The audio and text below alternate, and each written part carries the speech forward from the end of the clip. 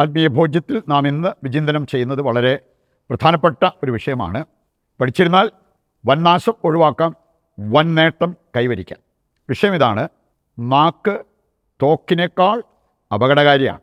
അതിൻ്റെ വെളിച്ചത്തിൽ നാം മനസ്സിലാക്കിയിരിക്കേണ്ട ഒരു കാര്യം, കുടിച്ചതാണോ, കുടിയ എന്ന് വിളിച്ചതാണോ വൻ പാപം എന്നുള്ളത് നാം മനസ്സിലാക്കിയിരിക്കേണ്ട ഒരു കാര്യമാണ്. ഒരു ദമ്പതിമാർ അവരിങ്ങനെ സംസാരിച്ചു വന്നപ്പോഴത്തേക്കും ഭാര്യ എന്തോ ഭ്രാന്ത് പിടിച്ചതുപോലെയായിരുന്നു സംസാരിക്കുക. ഇനി ഞാനവിടെ ഇരിപ്പുണ്ടായിട്ട് പോലും അവർ ആ മനുഷ്യൻ്റെ നേരെ നോക്കി പറഞ്ഞ ഒരു കാര്യം, ഇവൻ പരക്കള്ള, ഇവൻ പുഴുത്തു ചാകണം. ആ രീതിയിലല്ല. അതുകൊണ്ടാണ് ഞാൻ പറഞ്ഞത്, ഏതാണ്ട് ഭ്രാന്ത് പിടിച്ചതുപോലത്തെ ഒരു സംസാരം.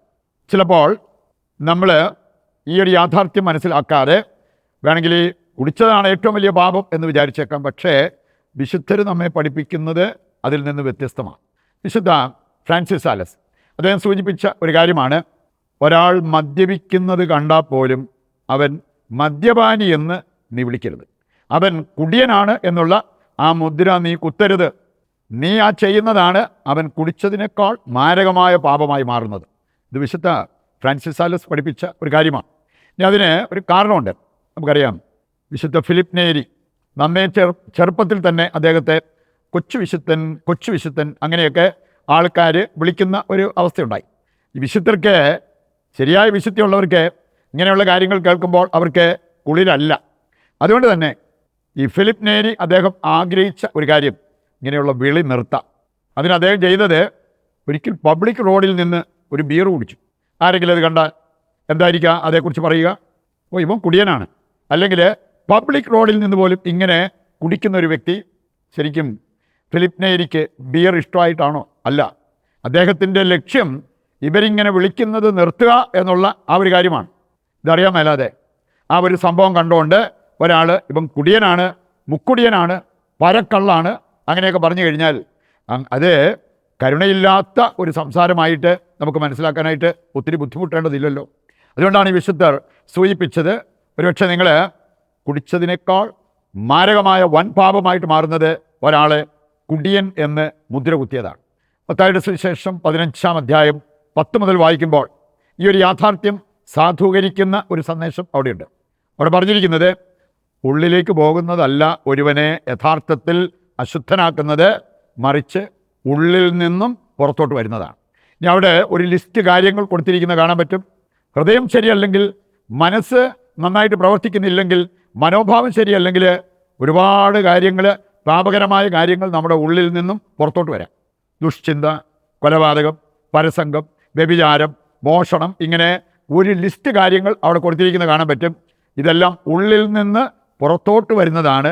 ഇവയാണ് ഒരുവനെ അശുദ്ധനാക്കുന്നത് എന്ന് വ്യക്തമായിട്ട് കർത്താവിൻ്റെ വചനം നമ്മെ ഓർമ്മിപ്പിക്കുക. നമുക്ക് ആദ്യമായിട്ട് ചിലപ്പോൾ എനിക്ക് തോന്നിയിട്ടുണ്ട്, ഈ പലതരം മദ്യം ഉണ്ടെന്നുള്ളത് നമുക്ക് എല്ലാവർക്കും അറിയാം. പല ടൈപ്പ് മദ്യം, വില കുറഞ്ഞ മദ്യമുണ്ട്, ചാത്തൻ സാധനമുണ്ട്. ഇനി അതിന് വലിയ വിലയൊന്നുമില്ല, വേണമെങ്കിൽ കുടിച്ചാൽ ഉടനെ പൂസായിക്കോളും. ഈ പലതരം മദ്യം ഉള്ളതുപോലെ തന്നെ ചിലർക്ക് ഈ മദ്യം കഴിച്ചു കഴിഞ്ഞാൽ പലതരം സ്വഭാവമാണ് എന്നെനിക്ക് തോന്നിയിട്ടുണ്ട്. അത് ആ മദ്യത്തിൻ്റെ ബ്രാൻഡ് അനുസരിച്ചാണോ അറിയില്ല, പക്ഷേ ഓരോരുത്തരും കുടിച്ചു കഴിഞ്ഞാൽ അവരുടെ സ്വഭാവം അതനുസരിച്ച് മാറുന്നതിനെക്കുറിച്ച് ഞാൻ പറഞ്ഞു കേട്ടിട്ടുണ്ട്. ഒരാളുടെ കാര്യം പറഞ്ഞത്, പുള്ളി 2 ലാർജ് അടിച്ചു കഴിഞ്ഞാൽ പിന്നെ ഇരുന്ന് കരയുക, കുമ്പസാരിക്കാൻ പോകാറില്ല. ഇനി കുമ്പസാരിക്കാൻ പോയാലും കരച്ചിലൊന്നും വരാറില്ല. 2 ലാർജ് അടിച്ചു കഴിഞ്ഞാൽ ഒരു കുഴപ്പമില്ല, ആരും പറയണ്ട, തന്നെ ഇരുന്ന് കരയുന്ന ആ ഒരു സ്വഭാവം. വേറൊരാളുടെ കാര്യം പറഞ്ഞത്, കുടിച്ചിട്ടില്ലെങ്കിൽ ഒരു കുഴപ്പമില്ല, പക്ഷേ കുടിച്ചാൽ പിന്നെ ഭാര്യ വേശ്യ, അവളെ വിളിക്കുന്ന വേശ്യെന്നാണ്. ഇനി അതും പോരാഞ്ഞിട്ട് പറയണത്, നീ മാത്രമല്ല നിൻ്റെ അമ്മയും വേശ്യ, വല്യമ്മയും വേശ്യ, എല്ലാവരും വേശ്യ. നീ പൂസ് ഇറങ്ങിക്കഴിഞ്ഞ് ചോദിച്ചു കഴിഞ്ഞാൽ, എന്തെല്ലാം വൃത്തികേടാണ് ഇന്നലെ നിങ്ങൾ പറഞ്ഞത്, കുടിച്ചിട്ട് എന്നാ പറഞ്ഞേ? എന്നെ വേശ്യെന്ന് വിളിച്ചു, എൻ്റെ അമ്മയും വേശ്യെന്ന് വിളിച്ചു, വല്യമ്മയും വിളിച്ചു. അങ്ങനെയൊക്കെ പറഞ്ഞാലും അതൊന്നും സമ്മതിക്കത്തൊന്നുമില്ലേ, ഞാൻ അങ്ങനെയൊക്കെ പറയുമോ? അതാണ്, മദ്യപിച്ച് കഴിഞ്ഞാൽ ഒരു വ്യക്തി ചിലപ്പോൾ അവരുടെ സ്വഭാവം മാറും. വേറൊരാളെക്കുറിച്ച് അവർ സൂചിപ്പിച്ച ഒരു കാര്യമാണ്, അവരുടെ പ്രശ്നം എന്ന് പറഞ്ഞാൽ, ആ കുടിയൻ തന്നെ പറഞ്ഞാണ്, ഞാൻ ഒരു സ്മോൾ അടിച്ചാൽ നേരെ എൻ്റെ ബ്രെയിനോമെൻ്റാണ് പിടിക്കുന്നത്. അത് കഴിഞ്ഞാൽ പിന്നെ ഞാൻ എന്തുമാത്രം കുടിച്ചു, ഞാൻ എന്തെല്ലാം ചെയ്തു, ഇതൊന്നും എനിക്കറിയത്തില്ല.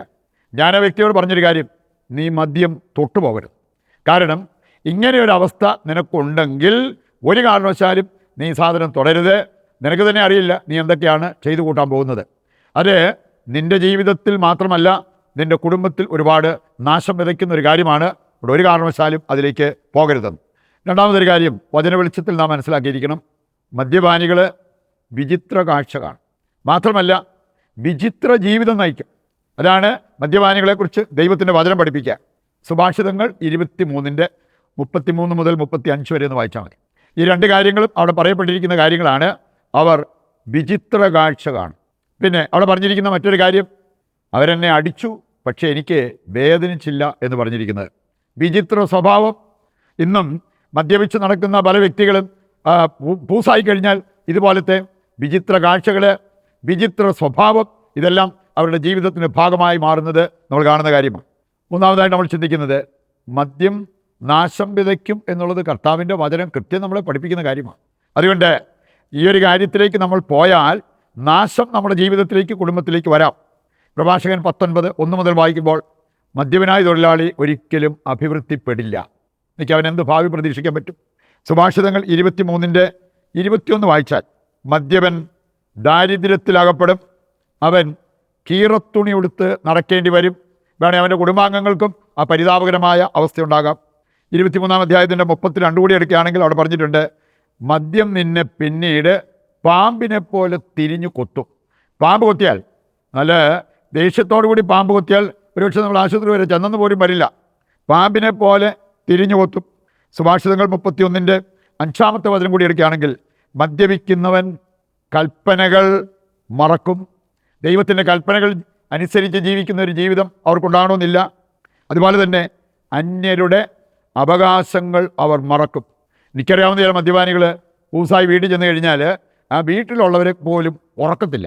സമാധാനമായിട്ട് അവർക്കൊന്ന് ഭക്ഷണം കഴിക്കാനോ അവർക്ക് ഒന്ന് കിടന്നുറങ്ങാനോ വയ്യാത്ത വിധം അവരെ അസ്വസ്ഥമാക്കിക്കൊണ്ടിരിക്കുന്ന സാഹചര്യങ്ങളും സ്വഭാവ രീതികളും. അവസാനമായിട്ട് നമ്മൾ മനസ്സിലാക്കിയിരിക്കേണ്ട ഒരു കാര്യം, നാക്ക് മൂർച്ചയുള്ള ശൗര്യക്കത്തി പോലെയാണെന്ന് കർത്താവിൻ്റെ വചനം പറയുന്നുണ്ട്. അതാണ് ഞാൻ പറഞ്ഞത്, നാക്ക് തോക്കിനേക്കാൾ അപകടകാരിയാണ്. നമ്മൾ സൂക്ഷിക്കണം. സങ്കീർത്തനം 52:2 വചനത്തിലാണ് പറഞ്ഞിരിക്കുന്നത്, ശൗര്യക്കത്തി പോലെ മൂർച്ചയുള്ളതാക്കി നമ്മുടെ നാക്കിനെ നമുക്ക് മാറ്റാൻ പറ്റും. സങ്കീർത്തനം 57:4, നാവ് മൂർച്ചയുള്ള ഒരു വാളാണ്. പ്രഭാഷകൻ 28:18 വായിച്ചാൽ, വാൾത്തല പോലെ അനേകരെ പ്രഹരിക്കാൻ, മുറിപ്പെടുത്താൻ ശക്തിയുള്ളതാണ് നമ്മുടെ നാവ്. സങ്കീർത്തനം 64:3 വായിച്ചാൽ, നാവ് വാള് പോലെ മൂർച്ചയുള്ളതാകുന്നു.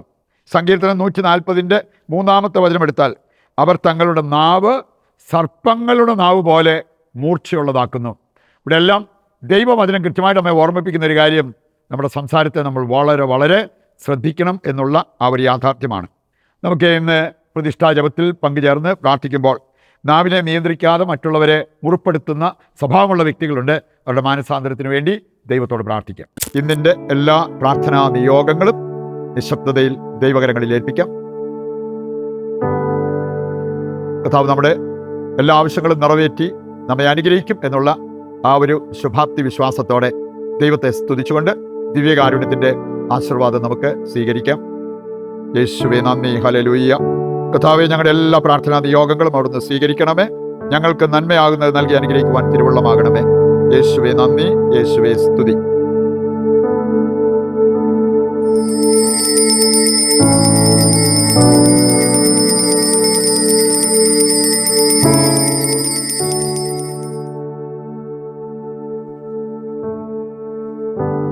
മറ്റൊരു എപ്പിസോഡുമായി നാളെ വീണ്ടും നമുക്ക് ഒന്നിക്കാം.